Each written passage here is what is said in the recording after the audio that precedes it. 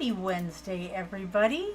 Okay, let's make sure. I think we have everything just about exactly the way we need it. Now, we're going to keep going with our Thanksgiving theme. So, in my world, Thanksgiving is not Thanksgiving without gravy. Now, I have not roasted a turkey, so I don't have turkey drippings, but today we are going to make a mushroom gravy, and it is going to be absolutely delicious. I'm only going to make a little bit today, but I'm going to tell you how you can make gravy for your Thanksgiving dinner for your family, however many people are there. Lots of people, one or two people, doesn't matter. Gravy is just a must. It just is. Okay, now, one of the things that we're going to need is xanthan gum. So I'm just going to get that down right now.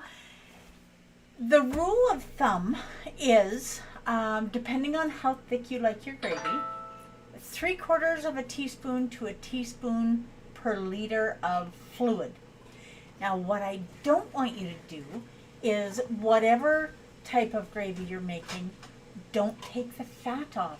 You know, when I was taught to make gravy as a kid, I was always taught that you skim the fat off the top, or for a while you could buy a measuring cup that the fat would rise to the top and the bottom of the spout was way down here, so when you poured something out of it, you were just getting the gravy and not the fat. That is not what we want to do. We want to make sure that we are incorporating all of that delicious, yummy fat into our gravy. Okay, so let's do this. The first thing you need is a pot. Now, if you've just taken a turkey or a roast beef out of the oven, and I've got to tell you, my intention today was to have a roast beef done, and things just rarely go exactly the way you plan them. Have you ever noticed that? Okay, so we are going to just take a peek at this pot. See if I can get this where I need it. Okay, so we're only using a small pot today because I'm not going to make a huge amount of gravy. Now, if you're here listening, if this is the first time you've joined me, let me know where you're from. If you've joined me before, say hi. I love seeing comments. Ask questions. No, I'm always happy to answer questions. Now, we are going to get this heated up, and I'm going to add 1 cup of beef stock.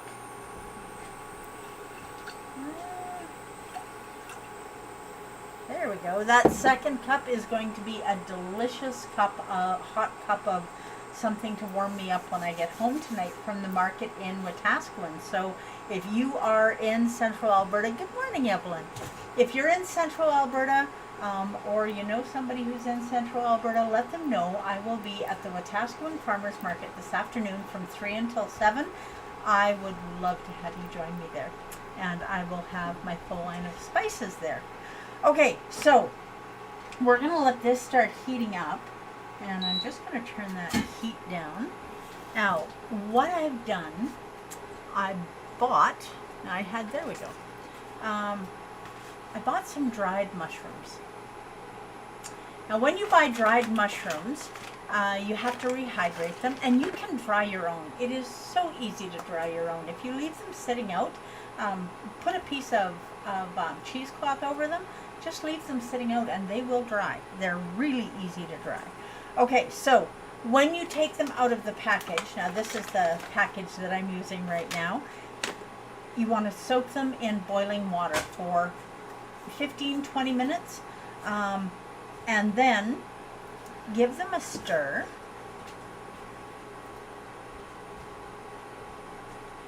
Okay, now the next thing that we're going to do, now I am so lucky I have my production crew with me here today, and it is a good thing because I am going to send these mushrooms over to the sink to get rinsed in cold water. Now, you want to make sure that you rinse these because you aren't the one that dried them, and you don't know if there's any residue on here from anything. You don't know for sure what they were grown in. Okay, So we'll get these out of here and we'll get them rinsed in cold water, assuming I can get them out of here. Okay. Oh, they're just being difficult. It's like trying to herd cats. Okay. Now we're just going to send those over here. Get them rinsed off. Now that's boiling. Now let's see if I can show you here.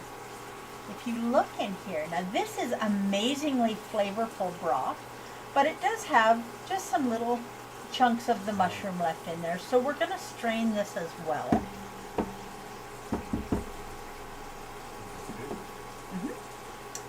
And as soon as we get that strainer back, we're just going to strain this into a bowl.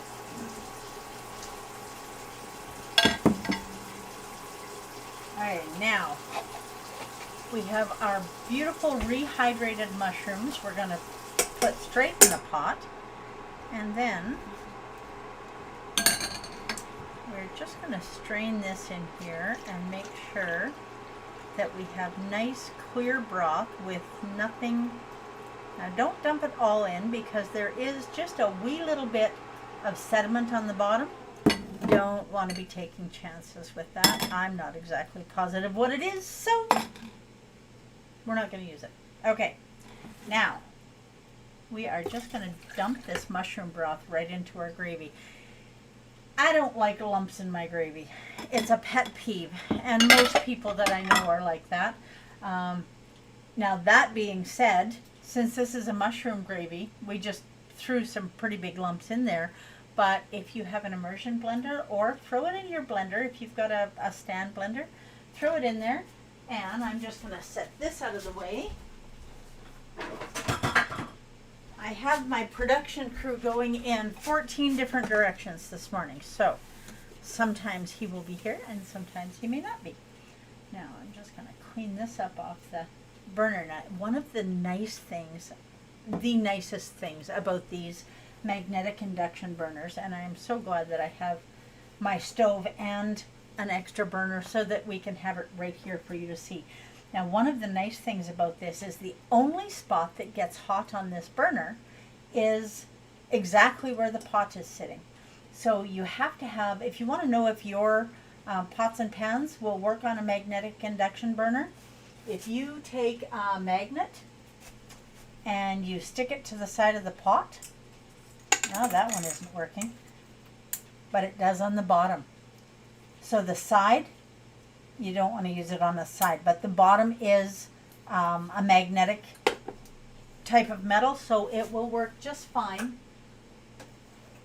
on a magnetic induction. That's how you tell. So it's only the bottom of your pot that's going to be on the burner. So as long as a magnet sticks to the bottom, you're good to go.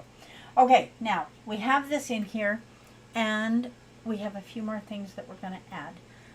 So when you are making your gravy, however it is that you make your turkey gravy, are you having turkey for Thanksgiving? I am definitely having turkey for Thanksgiving. So however it is that you make your turkey gravy, do it exactly the same way with only a couple of exceptions. Do not skim the fat off. That fat is a wonderful way to get some extra fat into your meal and to help you feel satiated. And instead of using flour or cornstarch, so what did you traditionally use for your gravy? For me, it was always flour, but flour is definitely not keto, at least not wheat flour. So if we can't use flour, we need to use something else. And we are going to use xanthan gum to thicken. Now, if I can just find, there we go. Okay, now, xanthan gum is easy enough to work with as long as you remember one thing. Xanthan gum loves to clump. And I promise you, you will have lumps in your gravy if you don't do something to prevent the xanthan gum from clumping. Now, because my beef broth and our mushroom broth that we just put in there is unsalted, we're going to use a little bit of salt. Now, for your turkey gravy too, whatever spices you might add to your turkey gravy, I want you to leave them sitting aside. And so I've got some minced onion, TSL Organics minced onion. And this is, well, I guess it's kind of TSL Organics dried parsley, but that came out of my garden. So I guess since I am TSL, it sort of is. But so I've got a little bit of parsley. I've got some minced onion. I'm going to add just a wee bit of salt. And now I have something that is dry that is going to break up that xanthan gum. So the xanthan gum is going to be able to stick to this. So when we put it in our gravy, it's not going to clump up on us. That's my theory. Okay, let's check out my theory and see if it works. It does when I'm using straight liquid. Now I am going to, remember we put a cup in before, and then I added about a cup and a half, maybe?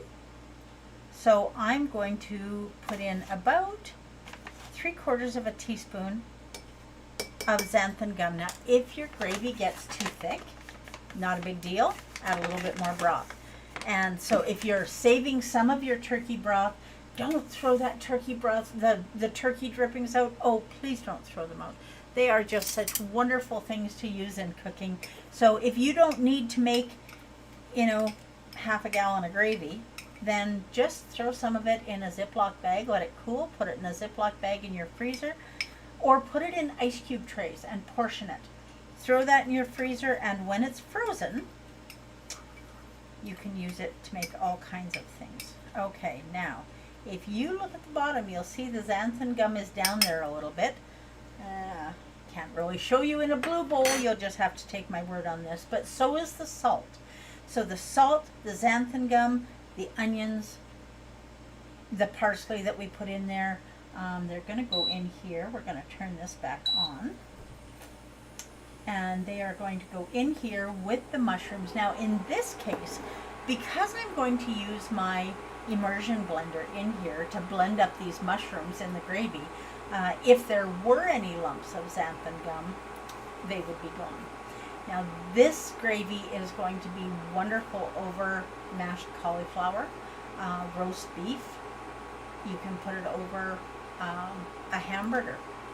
So if you want a hot hamburger sandwich, we've made 90-second keto bread here, so you can do that, and it is delicious. Just put a round of your keto bread, maybe you want it buttered, a little bit of, or a hamburger patty, and then you can put this beautiful, flavorful mushroom gravy over top. Okay, now we're going to let this heat up a little bit, and I am going to grab my immersion blender.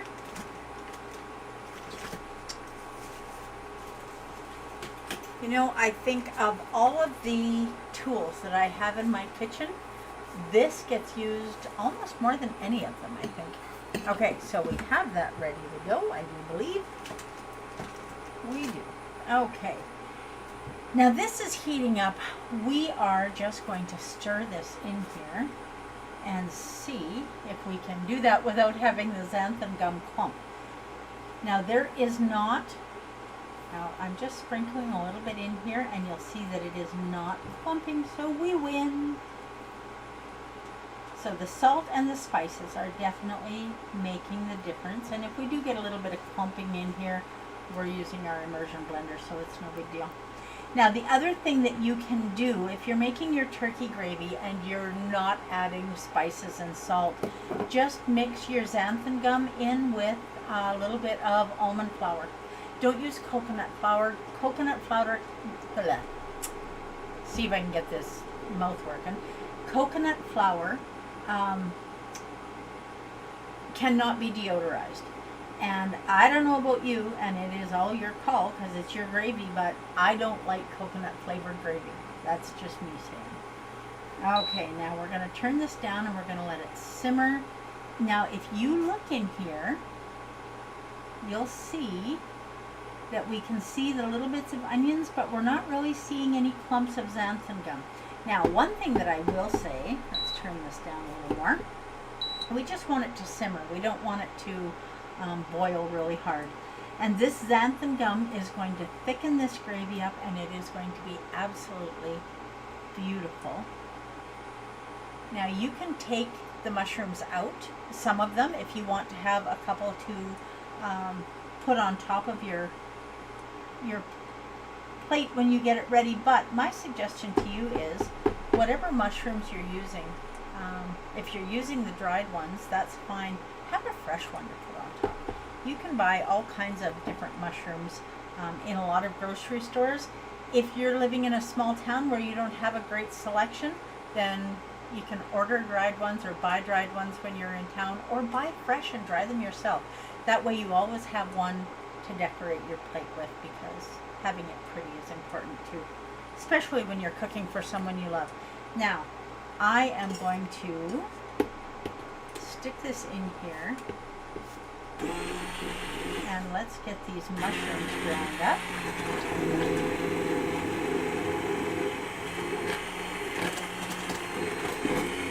Okay, well, you know what would a day together without a little bit of noise be, right?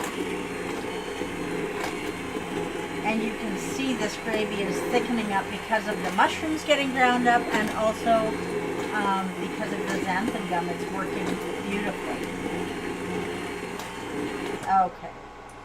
Well, we still have a few lumps of mushrooms in here, but I am absolutely okay with that because I like lumps of mushrooms in my mushroom gravy. And I am absolutely clear on the fact that I will not be sharing my mushroom gravy with my husband because he is not a fan. Okay. Get this out of the way. Now you can see how beautifully thickened this is. Now, here's the thing with the gravy that we've just made. There really is no fat to speak of in here. And, you know, we've used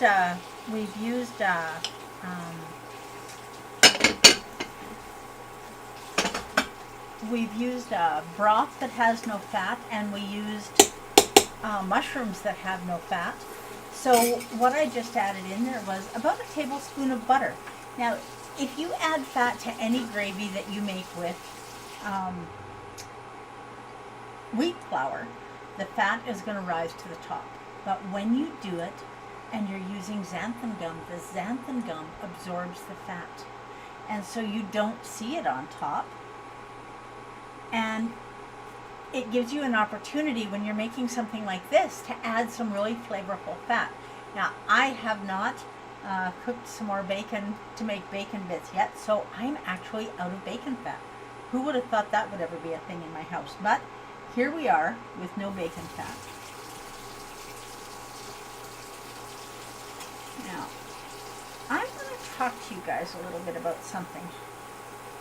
I want to talk to you about owning who you are and not owning who somebody else is. So when you are cooking in your kitchen, even if you're cooking for someone else, there's no reason that you have to do something that goes against what you're trying to do. And if what you're trying to do is regain your health by living a keto lifestyle, you don't have to stop that just because somebody else is coming over. Or now look at how thick and beautiful this gravy is. Now we're going to do a taste test here and see if we have enough seasoning in here.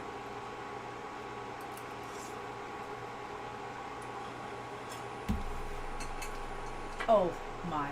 Yeah, I could sit down and eat a bowl of this. It's like mushroom soup. It's delicious. Okay.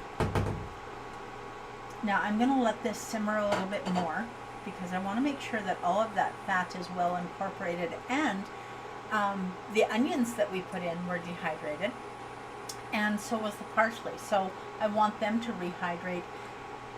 If I were to take it off right now, I would let it sit and rest for 20 minutes or so. And just to make sure, because I can feel those little bits of onion in there, just not quite ready. Now, if you are vegetarian, well, I guess if you're vegetarian, you wouldn't have made this with beef broth, but You can definitely make it with a mushroom broth or a vegetable broth. And we are just going to try a little bit of it on rice. And this is an awesome way to have rice. Now, my favorite way to have rice is with butter and raw onion. But this is a very close second. And so we talked about this when we made our Swiss steak the other day. So this is the same keto rice. It's made of konjac flour.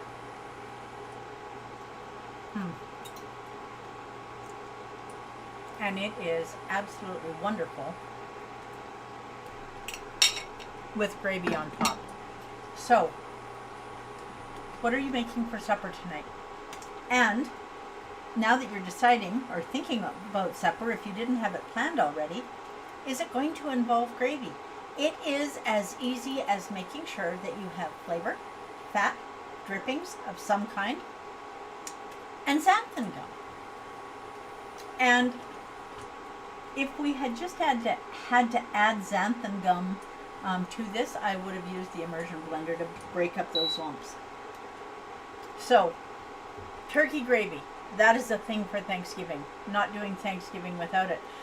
But I don't have mashed potatoes because potatoes are not keto, and I'm not going to use bread from the grocery store to make stuffing because that definitely wouldn't be keto.